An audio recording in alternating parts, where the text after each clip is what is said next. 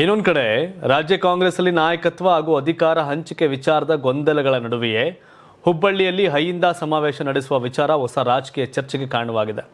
ಮೂಲಗಳ ಪ್ರಕಾರ ಈ ಸಮಾವೇಶಕ್ಕೆ ಅವಕಾಶ ನೀಡಬಾರದು ಅಂತ ಪಕ್ಷದ ಒಂದು ಬಣ ಹೈಕಮಾಂಡ್ ಮೇಲೆ ಒತ್ತಡ ಹಾಕ್ತಿದ್ರೆ, ಸತೀಶ್ ಜಾರಕಿಹೊಳಿ ನೇತೃತ್ವದ ಮತ್ತೊಂದು ಬಣ ಸಮಾವೇಶಕ್ಕೆ ಅನುಮತಿ ನೀಡಲೇಬೇಕು ಅಂತ ಮನವೊಲಿಸಲು ಮುಂದಾಗಿದೆ. ಈ ಹಿನ್ನೆಲೆಯಲ್ಲಿ ನವದೆಹಲಿಯಲ್ಲಿ ಸಚಿವರಾದ ಸತೀಶ್ ಜಾರಕಿಹೊಳಿ ಮತ್ತು ಎಚ್.ಸಿ. ಮಹದೇವಪ್ಪ ಅವರು ಎಐಸಿಸಿ ಅಧ್ಯಕ್ಷ ಮಲ್ಲಿಕಾರ್ಜುನ್ ಖರ್ಗೆ ಹಾಗೂ ರಾಜ್ಯ ಉಸ್ತುವಾರಿ ರಣದೀಪ್ ಸಿಂಗ್ ಸುರ್ಜೇವಾಲಾ ಅವರನ್ನ ಭೇಟಿ ಮಾಡಿ ಸಮಾವೇಶದ ಅಗತ್ಯತೆಯನ್ನು ವಿವರಿಸಿದ್ದಾರೆ ಎನ್ನಲಾಗಿದೆ. ಇನ್ನೊಂದೆಡೆ ಪಕ್ಷದ ಮತ್ತೊಂದು ಬಣ ಜಾತಿ ಆಧಾರಿತ ಸಮಾವೇಶಗಳಿಗೆ ಅವಕಾಶ ನೀಡಿದರೆ ಪಕ್ಷಕ್ಕೆ ಹಾನಿಯಾಗಬಹುದು ಅಂತ ವಿರೋಧ ವ್ಯಕ್ತಪಡಿಸ್ತಾ ಇದೆ ಅಂತ ತಿಳಿದು ಬಂದಿದೆ. ಅಹಿಂದ ಸಮಾವೇಶಕ್ಕೆ ಇತಿಹಾಸಾತ್ಮಕ ಹಿನ್ನೆಲೆಯೂ ಇದೆ. 2005ರಲ್ಲಿ ಸಿದ್ದರಾಮಯ್ಯ ನೇತೃತ್ವದಲ್ಲಿ ನಡೆದ ಅಹಿಂದ ಚಳವಳಿ ರಾಜ್ಯ ರಾಜಕೀಯದಲ್ಲಿ ಮಹತ್ವದ ಬದಲಾವಣೆ ತಂದಿತ್ತು. ಇದೇ ಹಿನ್ನೆಲೆಯಲ್ಲಿ 2022ರ ಚುನಾವಣೆಯನ್ನು ಗಮನದಲ್ಲಿಟ್ಟುಕೊಂಡು ಮತ್ತೆ ಅಹಿಂದ ಸಮಾವೇಶ ಆಯೋಜಿಸಲು ಸಿದ್ಧತೆ ನಡೀತಾ ಇದೆ. ಈ ಬೆಳವಣಿಗೆಗಳ ನಡುವೆ ಕಾಂಗ್ರೆಸ್ ಹೈಕಮಾಂಡ್ ಯಾವ ನಿರ್ಧಾರ ತೆಗೆದುಕೊಳ್ಳುತ್ತೆ ಎಂಬುದರ ಮೇಲೆ ರಾಜ್ಯ ರಾಜಕೀಯದ ಮುಂದಿನ ದಿಕ್ಕು ಅವಲಂಬಿತವಾಗಿದೆ. ಒಟ್ಟಿನಲ್ಲಿ ಅಹಿಂದ ಸಮಾವೇಶದ ಕುರಿತ ಒಳಜಗಳ ಕಾಂಗ್ರೆಸ್ಗೆ ಸವಾಲಾಗಿ ಪರಿಣಮಿಸುತ್ತಿದ್ದು, ಹೈಕಮಾಂಡ್ ತೀರ್ಮಾನವೇ ಈ ರಾಜಕೀಯ ತಳಮಳಕ್ಕೆ ಅಂತಿಮ ಉತ್ತರ ನೀಡಲಿದೆ. ಹೈಕಮಾಂಡ್ ಸ್ಟ್ರಾಂಗ್ ಇದ್ರೆ ಉತ್ತರ ಕೊಡುತ್ತೆ, ಇಲ್ಲ ಅಂದರೆ ಉತ್ತರ ಕೊಡಲ್ಲ. ಇನ್ನೊಂದು ಕಡೆ ನಾಯಕತ್ವ ಕಚ್ಚಾಟ, ಮತ್ತೊಂದೆಡೆ ಸರ್ಕಾರ ವಿರುದ್ಧವೇ ಕೆಲ ಸಂಘಟನೆಗಳು ತಿರುಗಿ ಬೀಳ್ತಿದ್ದು ರಾಜ್ಯ ಕಾಂಗ್ರೆಸ್ಗೆ ದೊಡ್ಡ ತಲೆನೋವಾಗಿದೆ.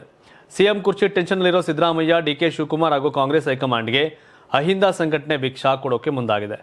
ನಮ್ಮನ್ನ ಕಡೆಗಣಿಸುತ್ತಿರೋ ಕಾಂಗ್ರೆಸ್ಗೆ ಬುದ್ಧಿ ಕಲಿಸಲು ರಾಷ್ಟ್ರೀಯ ಅಹಿಂದ ಪಕ್ಷ ರಚಿಸುತ್ತೇವೆ ಅಂತ ಅಹಿಂದ ಸಂಘಟನೆ ಪ್ರಧಾನ ಕಾರ್ಯದರ್ಶಿ ಶಿವಣ್ಣ ಹೇಳಿದ್ದಾರೆ. ರಾಜ್ಯ ಕಾಂಗ್ರೆಸ್ನಲ್ಲಿ ನಡೆಯುತ್ತಿರುವ ಬೆಳವಣಿಗೆ ಬಗ್ಗೆ ಮಾತನಾಡಿದಂಥ ಶಿವಣ್ಣ ಕೈ ನಾಯಕರ ವಿರುದ್ಧವೇ ಕೆಂಡಾಮಂಡಲರಾಗಿದ್ದಾರೆ. ಕಾಂಗ್ರೆಸ್ನಿಂದ ಅಹಿಂದ ವರ್ಗಕ್ಕೆ ಅನ್ಯಾಯವಾಗ್ತಿದೆ, ಇದನ್ನು ನಾವು ಸಹಿಸೋದಿಲ್ಲ. ಹೀಗೆ ಆದರೆ 2028ಕ್ಕೆ ನಾವು ರಾಷ್ಟ್ರೀಯ ಅಹಿಂದ ಪಕ್ಷ ರಚಿಸಿ ಚುನಾವಣೆಗೆ ನಿಲ್ತೀವಿ ಅಂತ ಹೇಳಿದ್ದಾರೆ. ನಾವು ಕಾಂಗ್ರೆಸ್ಗೆ ಬೆಂಬಲ ನೀಡಿದ್ರು, ಅವರು ಅಹಿಂದ ವರ್ಗವನ್ನು ಕಡೆಗಣಿಸಿದ್ದಾರೆ. ದಾವಣಗೆರೆಯಲ್ಲಿ ಒಂದೇ ಒಂದು ಫ್ಯಾಮಿಲಿಗಾಗಿ ಮುಸ್ಲಿಂ ಸಮುದಾಯಕ್ಕೆ ಅನ್ಯಾಯ ಮಾಡಿದ್ದಾರೆ. ಅಲ್ಪಸಂಖ್ಯಾತರಿಗೆ ಟಿಕೆಟ್ ಕೊಟ್ಟಿಲ್ಲ. ನಾವೇ ನಿಮಗೆ ಮತ ಹಾಕಿದ್ದು ನಿಮ್ಮ ಮುಂದೆ ಭಿಕ್ಷೆ ಬೇಡಬೇಕಂತ ಅಹಿಂದ ಸಂಘಟನೆಯ ಶಿವಣ್ಣ ಆಕ್ರೋಶ ಹೊರಹಾಕಿದ್ದಾರೆ. ಸೊ ಇದು ಯಾವುದೋ ಅಂತ ಇಂಪ್ಯಾಕ್ಟ್ ಮಾಡುವಂಥದ್ದು ಏನಲ್ಲ. ಏಕೆಂದರೆ ಇಲ್ಲಿ ಯಾವ್ದಾರ ಮಾಜಿ ಮಂತ್ರಿಗಳು, ಹಾಲಿ ಮಂತ್ರಿಗಳು ಇದೆಲ್ಲ ಇದ್ದಿದ್ರೆ ಆಗಿರೋದು, ಇಲ್ಲ ಅಂಥದ್ದು ಏನಿಲ್ಲ. ಹಾಗಾಗಿ ದೊಡ್ಡ ಇಂಪ್ಯಾಕ್ಟ್ ಏನು ಆಗಲ್ಲ. ಇದು ದಾವಣಗೆರೆ ದಕ್ಷಿಣ ಉಪಚುನಾವಣೆಯ ಬಳಿಕ ಕಾಂಗ್ರೆಸ್ನಲ್ಲಿ ಶಿಸ್ತಿನ ಕ್ರಮಗಳು ಮುಂದುವರೆದಿವೆ. ಪಕ್ಷ ವಿರೋಧಿ ಚಟುವಟಿಕೆ ಆರೋಪದ ಹಿನ್ನೆಲೆಯಲ್ಲಿ ಈಗ ಬಾಗಲಕೋಟೆಯಲ್ಲೂ ಕಠಿಣ ಕ್ರಮ ಕೈಗೊಳ್ಳಲಾಗಿದೆ. ಬಾಗಲಕೋಟೆ ವಿಧಾನಸಭಾ ಕ್ಷೇತ್ರದ ಕಮಟಗಿ ಪಟ್ಟಣ ಪಂಚಾಯಿತಿ ಪಟ್ಟಣದ 3 ಪ್ರಭಾವಿ ಕಾಂಗ್ರೆಸ್ ಮುಖಂಡರನ್ನ ಪಕ್ಷದಿಂದ ಅಮಾನತುಗೊಳಿಸಲಾಗಿದೆ. ಕಾಂಗ್ರೆಸ್ ಅಭ್ಯರ್ಥಿ ಉಮೇಶ್ ಮೇಟಿ ಪರ ಕೆಲಸ ಮಾಡುವ ಬದಲು ಬಿಜೆಪಿ ಅಭ್ಯರ್ಥಿಗೆ ಬೆಂಬಲ ನೀಡಿದ ಆರೋಪ ಇವರ ಮೇಲೆ ಕೇಳಿಬಂದಿತ್ತು. ಈ ಹಿನ್ನೆಲೆಯಲ್ಲಿ ಬಿಡಿಸಿಸಿ ಬ್ಯಾಂಕ್ ಉಪಾಧ್ಯಕ್ಷ ಮುರುಗೇಶ್ ಕಡ್ಲಿಮಟ್ಟಿ, ಪಟ್ಟಣ ಪಂಚಾಯತ್ ಸದಸ್ಯರಾದ ರಮೇಶ್ ಜಮಖಂಡಿ ಹಾಗೂ ಗುರುಲಿಂಗ ಪಾಟೀಲ್ ಅವರನ್ನ ಜಿಲ್ಲಾ ಕಾಂಗ್ರೆಸ್ ಅಧ್ಯಕ್ಷ ಎಸ್.ಜಿ. ನಂಜಯ್ಯನಮಠ ಅಮಾನತು ಮಾಡಿದ್ದಾರೆ. ಸ್ಥಳೀಯ ಘಟಕದಿಂದ ಬಂದ ದೂರಿನ ಆಧಾರದ ಮೇಲೆ ಮೊದಲೇ ನೋಟಿಸ್ ನೀಡಲಾಗಿತ್ತು. ಆದರೆ ಸಮರ್ಪಕ ಉತ್ತರ ನೀಡದ ಹಿನ್ನೆಲೆ ಅಂತಿಮವಾಗಿ ಈ ಕ್ರಮ ಕೈಗೊಳ್ಳಲಾಗಿದೆ ಅಂತ ತಿಳಿದು ಬಂದಿದೆ.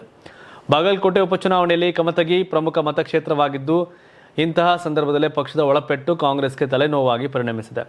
ಒಟ್ಟಿನಲ್ಲಿ ದಾವಣಗೆರೆಯಿಂದ ಬಾಗಲಕೋಟೆವರೆಗೆ ಪಕ್ಷ ವಿರೋಧಿ ಚಟುವಟಿಕೆಗಳ ವಿರುದ್ಧ ಕಾಂಗ್ರೆಸ್ ಹೈಕಮಾಂಡ್ ಕಠಿಣ ನಿಲುವು ತಾಳ್ತಾ ಇದ್ದು, ಮುಂದಿನ ದಿನಗಳಲ್ಲಿ ಇಂತಹ ಕ್ರಮಗಳು ಇನ್ನಷ್ಟು ಗಟ್ಟಿಯಾಗುವ ಸೂಚನೆಗಳು ಕಾಣಿಸ್ತಿವೆ. ನೀವು ಸಣ್ಣ ಆಗ್ಬೇಕಲ್ವಾ? ಅದು ಒಂದು ಉತ್ತಮ ಆಹಾರದಿಂದ ಸಣ್ಣ ಆಗ್ಬೇಕಲ್ವಾ? ಪ್ರತಿದಿನ ನಮ್ಮ ಜೀನಿ ಸ್ಲಿಮ್ನ ಯೂಸ್ ಮಾಡಿ ಯಾವುದೇ ಸೈಡ್ ಎಫೆಕ್ಟ್ ಇಲ್ದಂಗೆ ನೀವು ಸಣ್ಣ ಆಗ್ತೀರಾ.